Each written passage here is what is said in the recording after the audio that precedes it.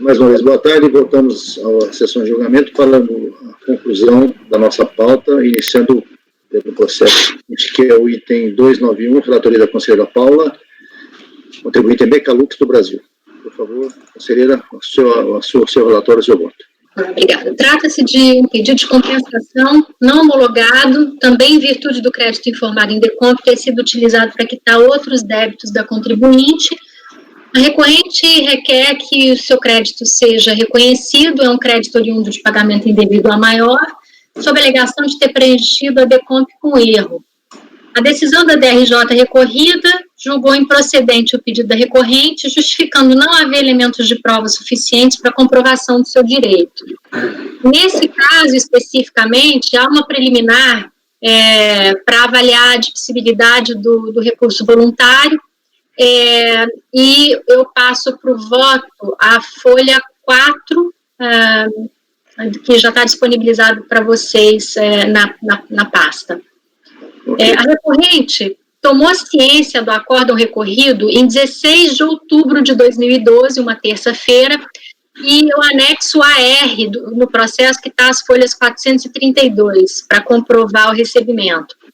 Contudo, somente em 4 de dezembro de 2012, uma terça-feira, ela apresentou recurso voluntário, conforme se verifica pela documentação comprobatória, que está aí a página 433, que é o termo de análise de solicitação de julgado. No termo do artigo 23 do decreto 72, que dispõe sobre o processo administrativo fiscal, a intimação do contribuinte é válida e eficaz se ela for realizada por via postal, por exemplo. Na hipótese de intimação via postal, como no caso, o prazo começa a contar a partir do recebimento do AR, nos termos do parágrafo 2º, inciso 2 do artigo 23 do decreto 70.235/72. Assim, tem-se que o prazo para interposição do recurso voluntário teve início em 17 de 10 de 2012, uma quarta-feira, e findou-se em 16 de 11 de 2012, sexta-feira, uma vez que dia 15 de 11 foi feriado nacional. Diante do exposto, como o recurso voluntário foi apresentado apenas em 4 de dezembro de 2012, tem-se que ele é intempestivo, motivo pelo qual dele não conheço. Paula? Oi? Paula.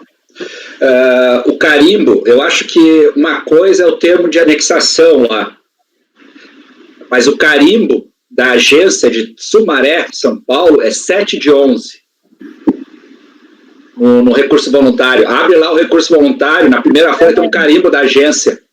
Deixa eu ver aqui. E aí, às vezes o pessoal, o que acontece, principalmente nessa época, o pessoal entregava em papel e os caras da delegacia ou da agência anexavam. E aí o termo é gerado quando eles anexam, no momento. E às vezes levava dias. Ok. Peraí, deixa eu só abrir aqui para eu confirmar, porque às vezes eu antes de fazer, eu já olho os processos e os... Deixa eu ver.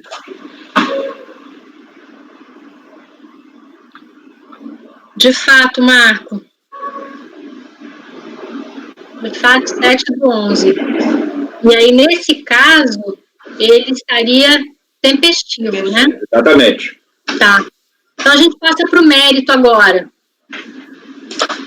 Viu? Lei de Darf, não dá para contar. Nem sempre de fato. Oi. Você trouxe o voto, então, alternativo aí. Claro, tá aí na mesma peça. É que eu estou escrevendo outras coisas. Tudo bem. Então tá, vamos lá. Eu continuo aqui. A recorrente requer seja reconhecido seu crédito oriundo de pagamento indevido a maior sob a alegação de ter preenchido a DECOMP com erro. Com licença, um pouquinho aqui só. Então eu sugiro que depois você altere o voto dizendo que é tempestivo sem maiores comentários. Claro, tá bom, não tem problema nenhum. Eu vou colocar que eu conheço. Okay. Eu devia ter olhado o carimbo no recurso e olhei só a anexação no sistema. Não, isso acontece, vamos lá.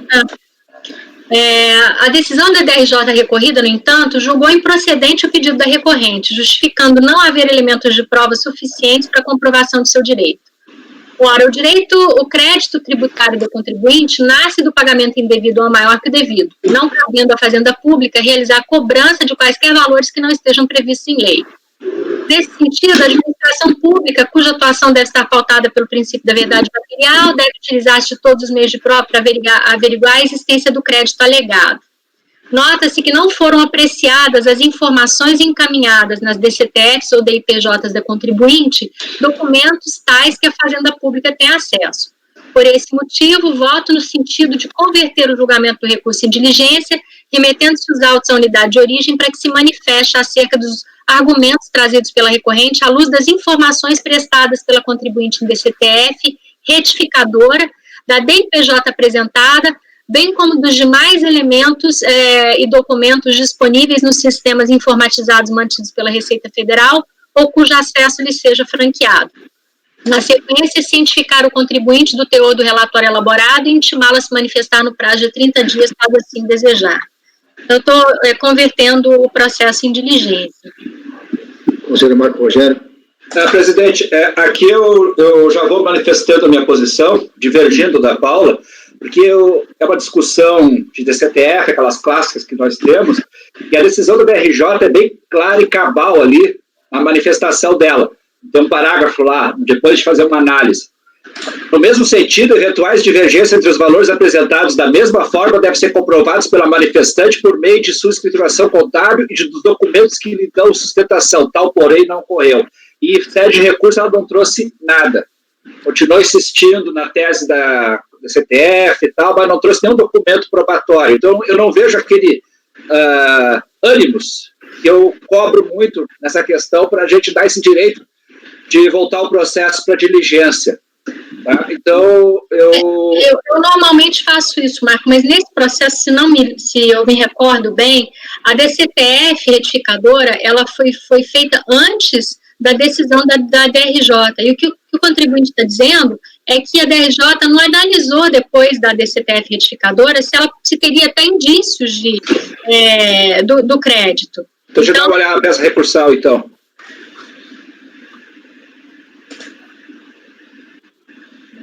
Eu vou olhar, mas me parece que, se eu me lembro bem, foi esse o ponto. Mas deixa eu olhar aqui.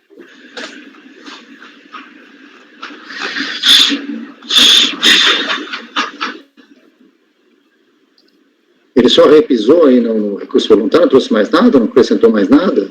Ficou silente, completamente silente? Como ele retificou a DCTF, depois do despacho decisório, a decisão da DRJ, ela nem tentou avaliar a DCTF retificadora. Ela simplesmente disse, olha, você só retificou a DCTF, isso não vale para mim.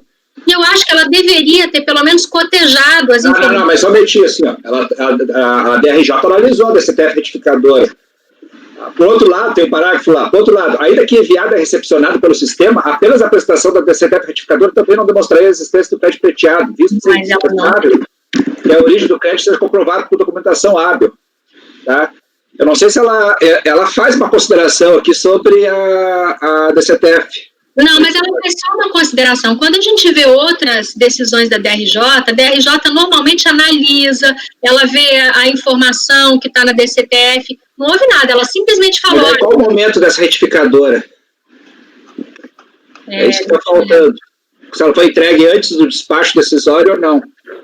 Deixa eu olhar aqui. Me parece, porque eu normalmente, Marco, eu sigo essa linha também, se não apresentar nenhum documento comprobatório. Eu acho que deve ter sido. A segunda CTF foi apresentada em 14 de setembro de 2004. E o despacho decisório, quanto tem aí? O despacho decisório foi emitido em abril de 2009. Bom, bastante tempo. É por isso que eu achei que a DRJ, assim, ela nem teve o interesse de olhar se a contribuinte tinha de fato razão ou não, entende? É por isso que, nesse caso, eu sou a favor dela, pelo menos, avaliar a DCTF retificadora para ver se ela vai... Deixa eu só fazer uma pergunta, presidente, desculpe, mas tem documentos comprovando a retificação? Isso que eu ia falar. Não tem. A DCTF retificadora está nos autos. Não, documento que embase a DCTF retificadora, porque só a DCTF retificadora é aquela velha história, né? Só a DCTF. Não há. Então, eu acho que, nesse caso, a DRJ simplesmente desconsiderou a retificadora. Falar, pera um pouquinho, desculpa, mas o que a DRJ poderia falar? Olha, eu sou da CTF, o quê? Ele não trouxe um documento. Bom, aí a gente vai entrar num outro ponto. Não, mas se ele traz, por exemplo, uma DPJ, se ele traz alguma planilha de carro, bom, a DCTF, aí a DRJ vai dizer, olha, não dá com isso aqui, é insuficiente, mas ele não trouxe nada. Pelo que você está falando, né?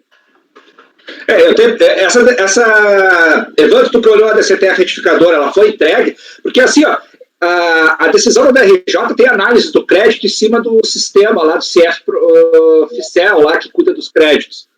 E ele trabalha só, e ele alega, eu acho que ele só alega que retificou, mas 5 anos, teria processado isso. Não processou. Eu estou achando estranho isso, Marco.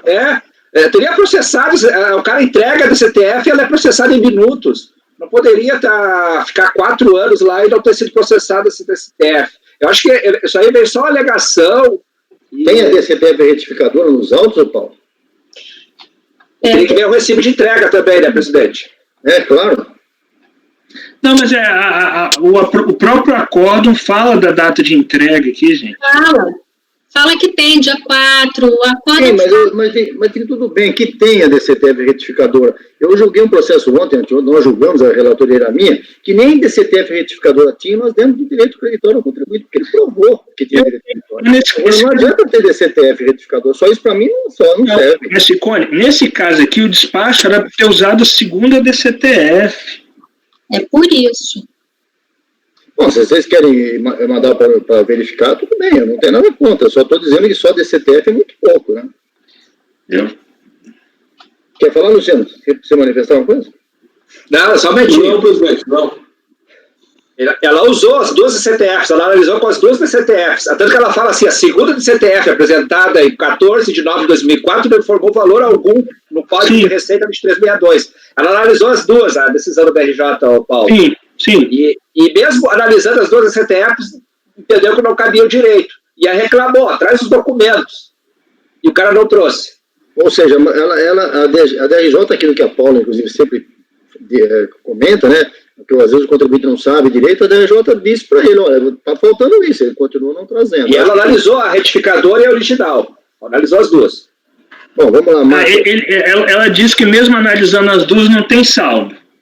Bom, aí já é outro assunto, hein? Aí já está analisando que não tem saldo. Para comprovar que tem saldo, precisa do documento. Logo, de acordo com ambas as DCTFs entregues, não há embasamento.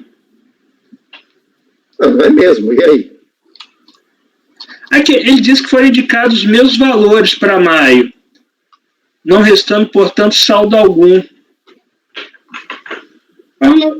O acordo está dando, Paulo, o acordo está dando a entender que mesmo ele usando as duas CPF não teria crédito. Não, tá certo aqui, deixa eu só... Paulo, quer que eu peça a vista para tu dar uma olhada com mais calma nesse processo? Não, porque como a gente já votou outros processos aqui, eu quero entender o que foi que eu pensei na época, porque eu sou a primeira a dizer que se não trouxer nenhum documento complementar, eu normalmente nego o provimento. Eu quero entender... Eu conheço a tua posição, se tu quiser, eu não fico mais calma para o mês que vem. Tá bom, pede e eu faço, porque eu quero analisar por que... Acho que é melhor mesmo. Esse processo já começou com algum problemazinho, né, da intempestividade e vamos resolver melhor assim. Então, melhor eu avaliar por que foi que eu tive esse entendimento. Vista concedida ao conselheiro Marco Rogério, os demais conselheiros não haviam manifestado seu voto, o julgamento encerrado. Continuando, vamos para o item 292, penúltimo da pauta. Relatoria do conselheiro Luciano, por favor, seu relato, seu voto. Ok, Luciano? Ok, é o 292, né? É o Comercial de Frutas Sul do Leste. Perfeito, é isso aí.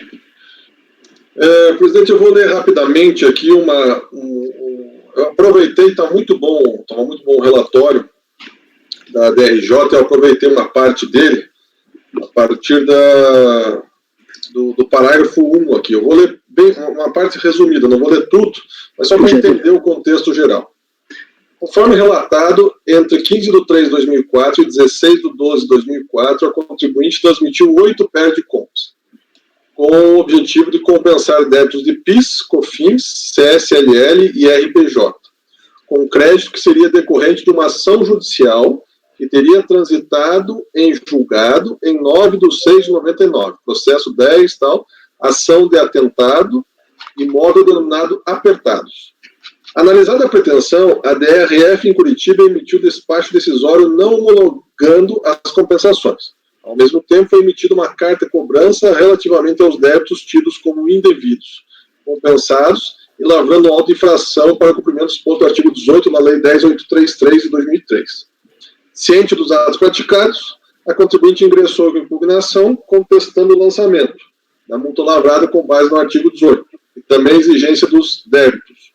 Após a análise dos documentos apresentados, foi emitido despacho decisório retificador, mantendo a não homologação apenas em relação à compensação indicada no PERDCOMP 32, tratado final 0533, do cancelamento, e reduzindo a exigência contida na carta de 2 débitos, um de RPJ e outro de CSLL, no valor de 14 mil. Bom, em suma, eles apresentaram então essas 8 PERDCOMPs, o valor total que eles pediram para compensação era de 330.824, e aí, tendo em vista esse despacho decisório retificador, eles, eles pediram quase 330 mil de compensação. Aí foi emitida uma multa isolada de 330.824, tendo em vista que o crédito não era dele. O crédito era dessa ação, que é uma ação que está transitando, e aí ele informou os dados para a Receita e falou, olha, ele alegou basicamente para a Receita que induziram ele a erro, e daí ele tentou fazer uns parcelamentos de alguns créditos, e, enfim, retirar outros, e aí a multa foi reduzida para 204 mil, que é 75% sobre o valor total pretendido da compensação, com base no artigo 18 da Lei 10.833. Bom, aí foi para a DRJ manteve,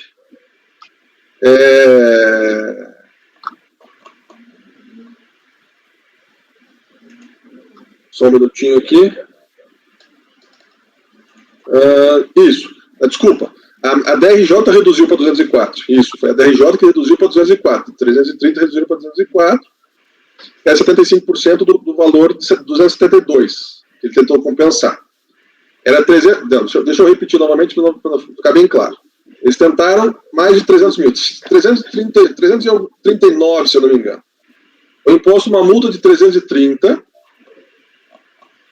e aí, assim que ele percebeu que não conseguiria fazer a compensação, ele se apresentou e pediu para retirar esse valor, alguns dos valores, não todos, e aí a compensação foi baixada para 272, ou melhor, a multa foi baixada para 272 em vista dos valores que ele pediu para retirar da compensação. Então a multa, que era de 330, foi para 272.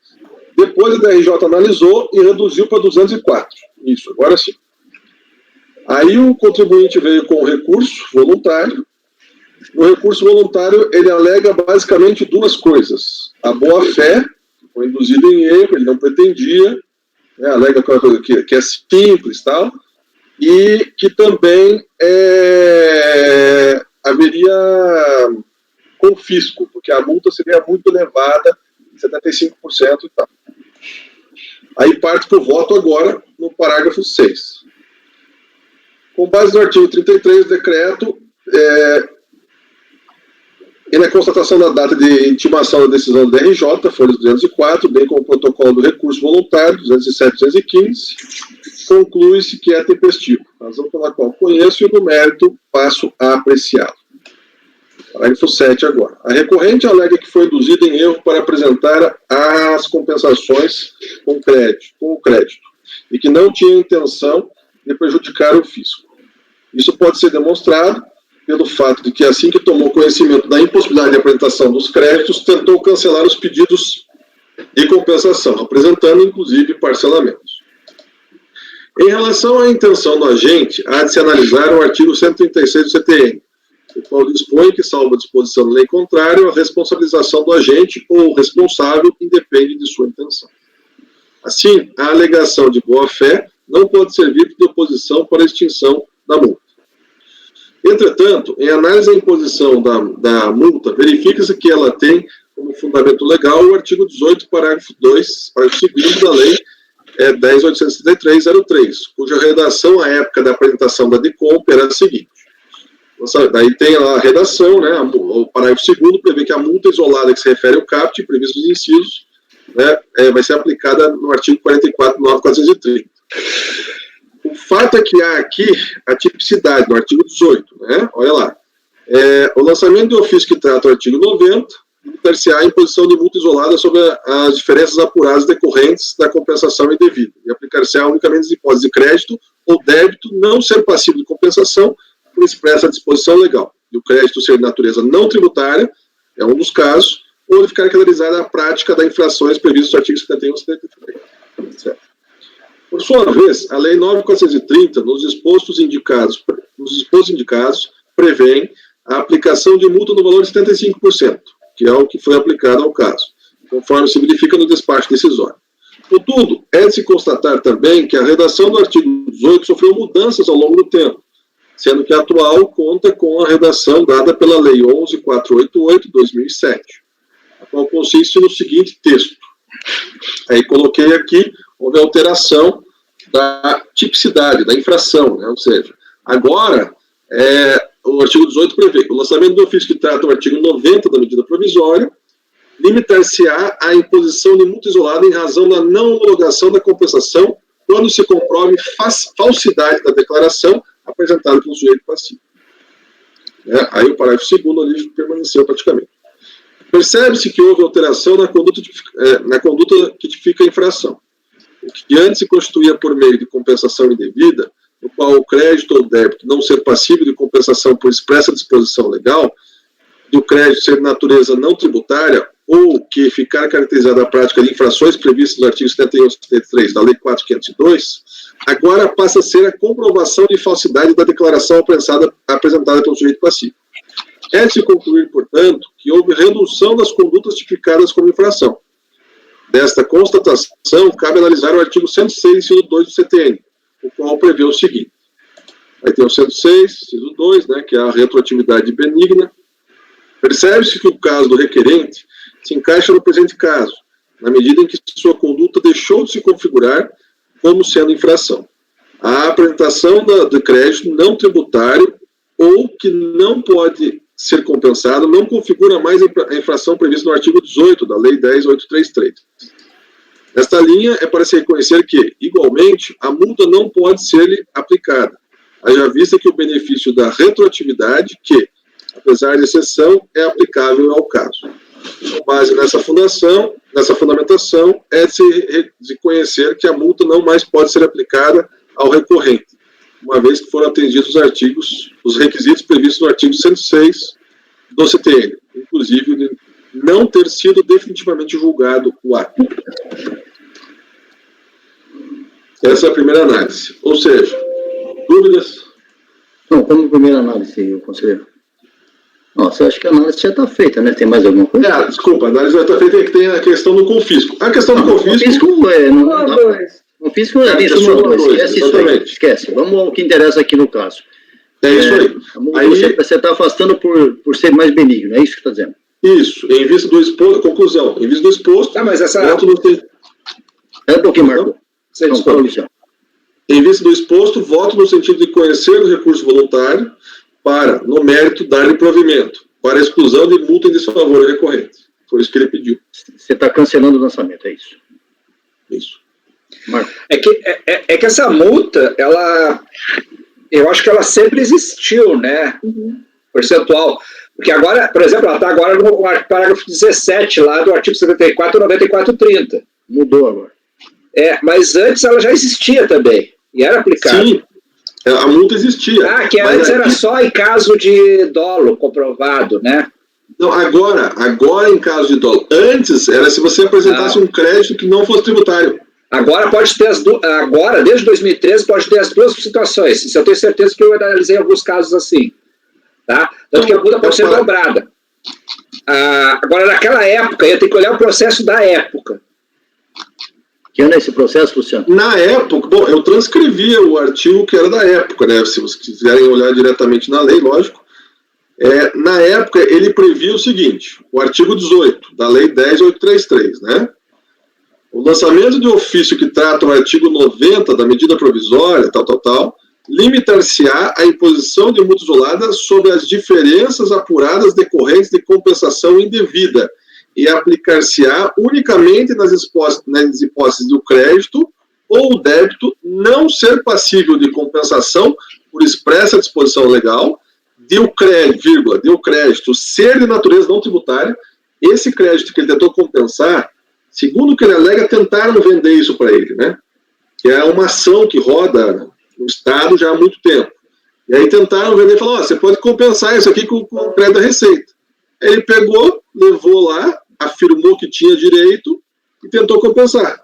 Aí a DRF veio e falou, olha, não pode, porque o crédito, primeiro, não é seu, a ação você não é parte da ação, e segundo, não é tributário, é de uma desapropriação que houve do Estado aí, que roda há muito tempo. E aí, assim que ele tomou conhecimento, ele tentou tirar. Ele tentou voltar atrás, mas não conseguiu todas. E aí, eles fizeram o principal retificador e aplicaram a multa. Só que, né, segundo o que eu interpretei, houve alteração na conduta de infração. Agora, não é mais aplicável a multa se você apresentar um crédito que não seja tributário. Presidente, Sim. Esse assunto aí tem as nuances da época, a legislação. Luciano, eu queria dar uma olhada com mais calma, então se for permitido, eu gostaria de pedir vista para dar uma olhada com calma. Inclusive, eu queria dizer o seguinte, realmente houve várias mudanças nesse artigo, na medida provisória, a 2158 acho que é a medida provisória mais longeva que existe, né? Está aí desde, sei lá, 1900, não sei quanto, e as alterações foram profundas, isso tem que olhar linha a linha, período a período. Eu tenho uma boa memória do assunto, Luciano, de 2013 para cá, né? Mas tem antes também. Não, né? Antes eu sei que teve épocas antes que eles permitiam tanto com dolo e sem dolo. Aí depois teve um problema na legislação, ficou só com dolo. Mas eu não lembro que época foi, que acho que é o teu caso está relatando. Aí eu não sei se... E aí depois voltou sem dolo, sabe? Sim. Aí tem vários momentos assim, e eu não sei se isso aí serve para beneficiar retroativamente. Eu quero pensar um pouco sobre isso. Também tem esse aspecto também. Tem esse aspecto também do problema de se essa retroatividade é aplicável aí do 106 é o caso aí seria o caso, a gente precisa ver melhor. Então acho que a vista concedida ao conselheiro Marco Rogério em julgamento encerrado. Vamos ao último processo. Presidente, só uma pergunta, por favor.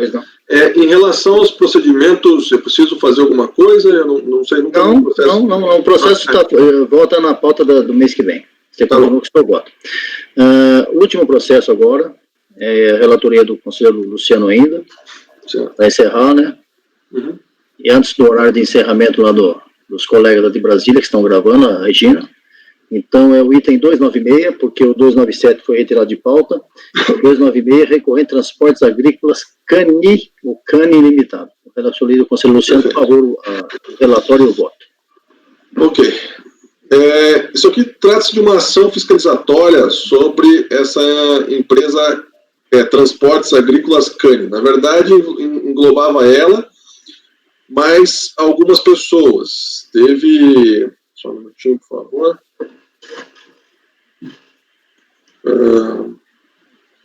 Só achar o nome aqui das pessoas. Aqui. As pessoas que foram especialmente fiscalizadas foram a Transportes Agrícola CANI e os seus sócios, Marcos de Miranda Castro e Paulo Roberto do Monte Barreto.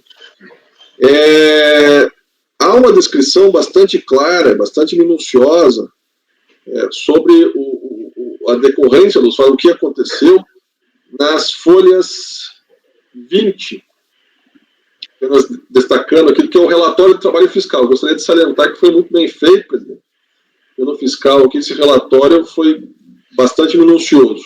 E aí ele descreve uma série de fatos de como foi feita a fiscalização. Ele fala que ele foi atrás dos transportes agrícolas, vou resumir, claro, logicamente, né? E aí, chegando lá, ele não encontrou a empresa, daí ele notificou as pessoas que eram tidas como responsáveis, e daí deu essas duas pessoas, né, o Marcos e o Paulo, que eram os responsáveis. Ele começou a obter informações, eles davam informações contraditórias, informações omissas às vezes, ou informações inverídicas, e daí ele foi atrás das pessoas que contratavam a empresa, depois ele conseguiu informações bancárias, o fisco conseguiu informações bancárias, constatando inclusive que havia depósitos de pessoas que contratavam o transporte, que eram uma usina, teve uma usina, duas usinas na verdade, que faziam o transporte, e chegou à constatação que essas pessoas, o Paulo e o Marcos, eles eram efetivamente sócios da transportadora Cane, só que eles não desenvolviam atividade pela transportadora, eles faziam em nome próprio, inclusive até tem relatórios fiscais aí constando, os extratos bancários constando os valores que foram depositados nas contas das pessoas físicas. E aí, tendo isso em vista, foi feita a notificação do lançamento em nome da sociedade, Transportes Agrícola Cane. Esse é o relatório, de forma resumida. Vamos para o recurso voluntário. Tá? Ele, na sua defesa, uma característica específica aqui, houve uma série de argumentos apresentados pela recorrente. Eu vou ler a partir do 8. Muitos deles são feitos de forma genérica e não pontual, assim como naquele outro processo que eu citei. Então foi, de certa forma, difícil fazer a subsunção, fala as coisas, olha, o princípio da verdade material, mas não, enfim, não aplica o princípio ao fato do processo. Parágrafo 8. Da decisão do DRJ, o contribuinte apresentou recurso voluntário, foi 435.471, no qual argumenta, em síntese, as mesmas teses ventiladas em sua impugnação, excluídas as duas últimas. Assim ficaram os argumentos. Em suma, assim, ele copiou, na verdade, também o recurso voluntário a partir da impugnação. Em suma, nulidade do auto-infração lavrada com base em presunções. Ofensa ao princípio da verdade real. Da inaplicabilidade do artigo 45 da Lei número 8.212/91 e a decadência da autoridade fiscal em constituir o crédito tributário perseguido. Da improcedência dos lançamentos de ofício realizado pela autoridade fiscal, eis que não exerceu atividades no exercício dos lançamentos. Luciano, só um detalhe, esse é o relatório, né? Você está fazendo o recurso. Acho que você pode resumir o recurso aí. Você queria falar, Evandro, alguma coisa? Luciano, é reflexo, PIS/COFINS é reflexo de RPJ, não é? Isso. Você sabe se o processo de RPJ foi julgado, para a gente aplicar lá o que foi julgado de RPJ, que fim levou? O processo, eu estou com essa fiscalização aí, tem um apenso. O apenso, o que é o... O apenso não tem nada, ele tem uma folha dizendo que tudo foi apensado nesse processo. É que ele tem um outro processo de autodifração que está em dívida ativa já, Evandro. O problema é o seguinte... Eu acho que é o de RPJ. Porque a gente podia aplicar o resultado do outro lá, sei lá. Não é que podia, tem que aplicar. Tem que aplicar. Mas acho que o outro não teve julgamento. Não sei, isso que eu teria que olhar. Não, eu estou olhando. Tá olhando? Tô. Vou falar alguma coisa. O outro não teve nem julgamento, acho que ele nem apresentou. De qualquer maneira, como não teve julgamento, Luciano, acho que o recurso você já mais ou menos posiciona, você pode ir para o voto, tá? Eu vou fazer o seguinte, então, presidente, eu vou só resumir o relatório rapidinho.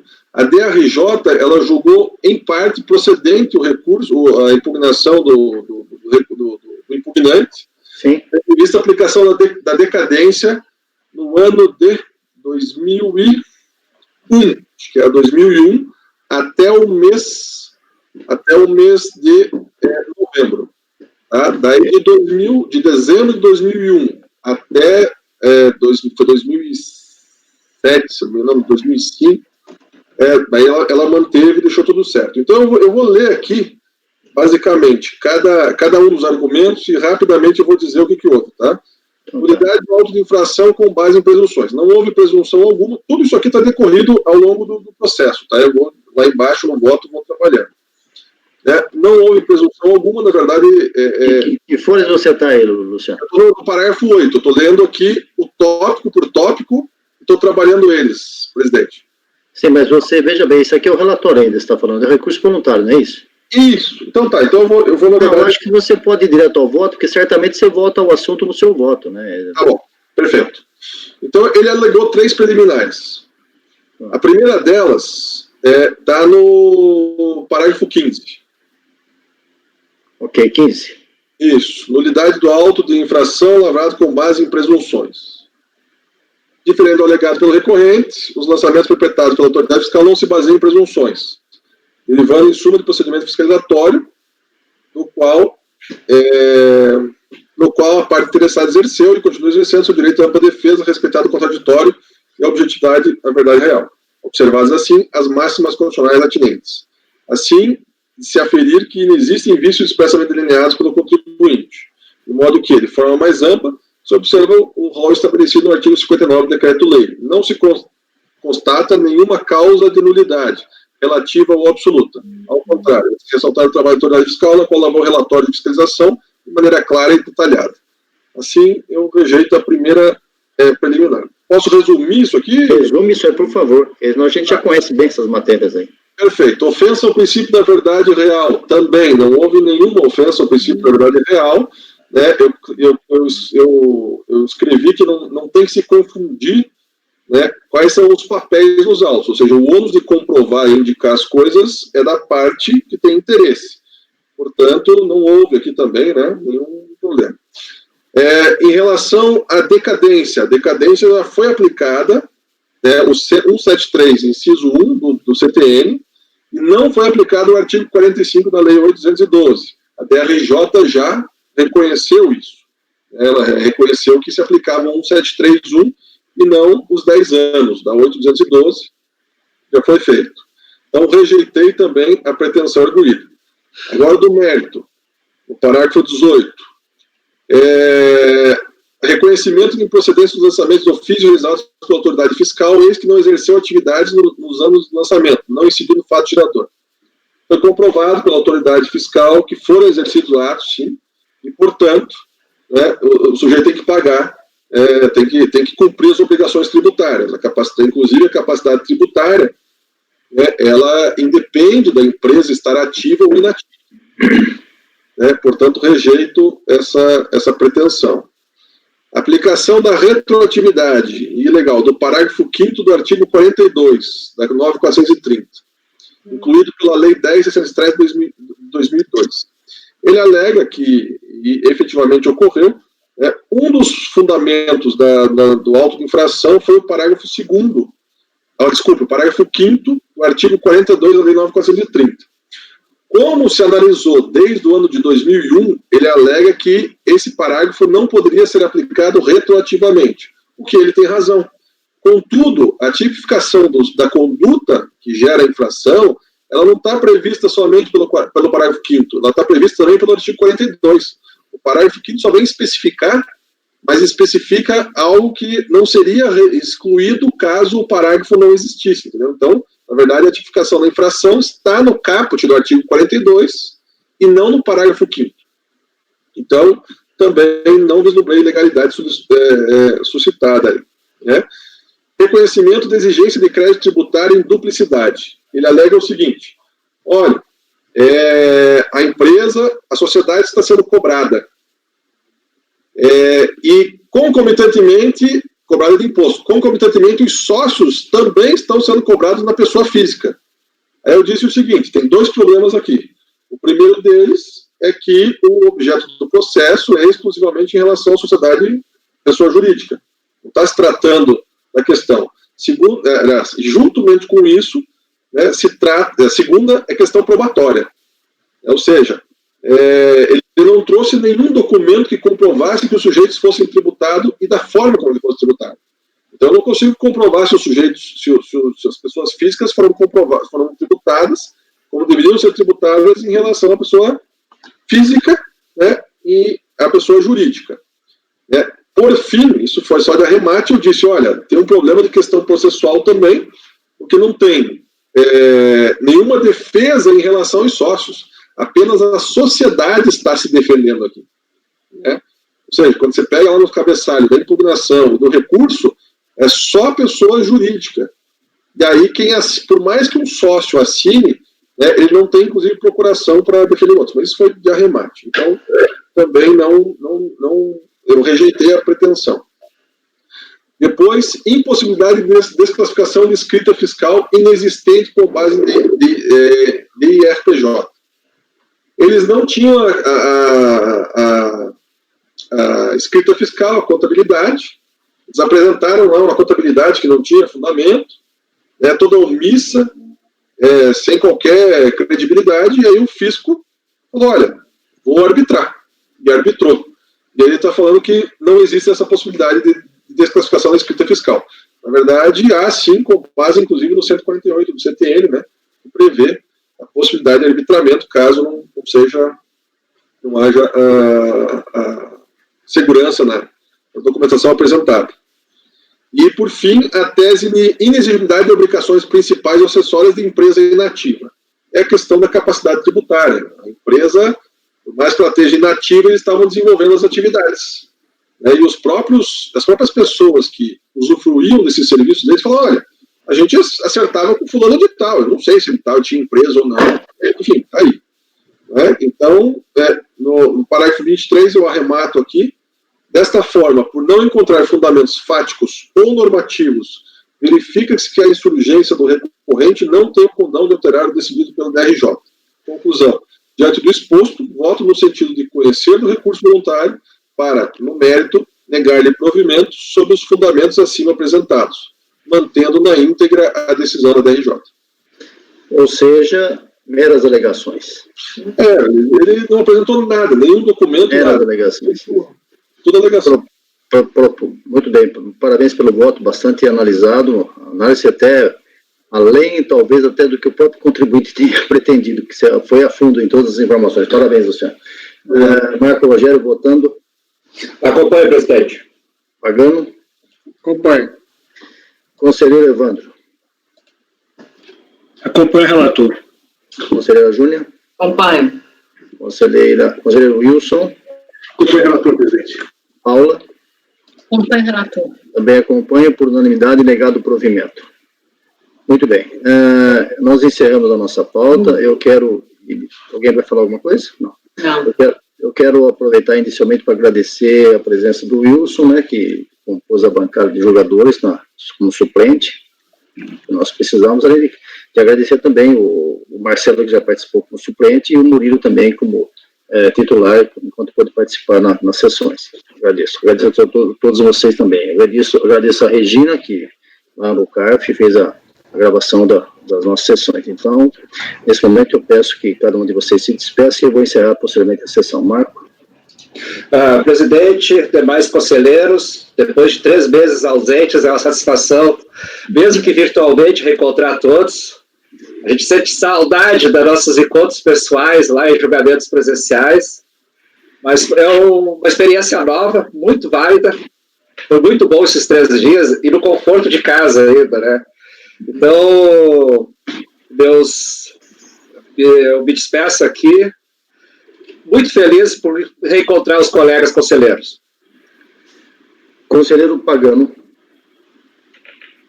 Foi um prazer, um abraço a todos e até mês que vem, né? Foi excelente a experiência. Conselheiro Evandro. Foi uma boa experiência poder revê-los, embora à distância, né? Mas isso sinaliza para o futuro também, né? Pode ser que futuramente todos os julgamentos sejam dessa forma, ou pelo menos uma parte, né? Muita coisa que a gente está fazendo agora na pandemia vai ficar, né? Vai mudar os nossos comportamentos. Mas foi com grande satisfação reencontrá-los, embora à distância. Um grande abraço para vocês. Obrigado, Evandro. Conselheira Júnia. Foi ótimo, estava com saudade, deu uma energizada, né, que a gente fica aqui muito solitário. Achei que foi bem bacana. Bom fim de semana para todo mundo, até mês que vem. Obrigado, Júlia. Conselheiro Wilson. Eu queria agradecer, presidente, pela oportunidade, os demais conselheiros, a oportunidade também de estar fazendo a primeira vez essa ser uma reunião virtual pelo sistema nosso aí. Obrigado, viu? Até a próxima. Obrigado. Paula? Bom, mais uma vez foi um prazer rever a todos, poder trocar várias ideias a respeito do processo administrativo fiscal. Esses dias de trabalho eu achei que foram muito produtivos, muito proveitosos, até parabenizar o CARF também por ter organizado todo esse ambiente, agradecer a Regina também por ter nos ajudado nesse suporte durante o julgamento, e, bom, desejar para vocês muita saúde, e até a próxima sessão, que também vai ser virtual. Um grande abraço a todos e bom descanso. Obrigado, Paula. Conselheiro Luciano? Presidente, obrigado. Demais conselheiros, foi satisfação participar aqui com todos. Agradeço a Regina e bom descanso agora para vocês à noite e até mês que vem. Bom, eu agradeço a todos, agradecer a Regina, agradeço a todos os conselheiros, e certamente é uma experiência nova, aquele novo normal que está se usando falar agora, né? Talvez seja esse realmente o novo normal, a gente vai ter que se acostumar a isso, se adaptar, e o mês que vem nós já temos sessões marcadas para julho, da mesma forma, e relembro aos conselheiros que amanhã tem que haver indicação de pauta para os processos que vão a julgamento no mês de julho. Agradeço a todos, em nome do CARF, encerro as sessões, eu, Paulo Matheus Ciccone, presidente da segunda turma da quarta Câmara da primeira sessão, declaro encerradas as sessões do mês de junho de 2020. Uma boa noite. Boa noite. Boa noite. Boa noite, encerrei a sessão. Até a próxima.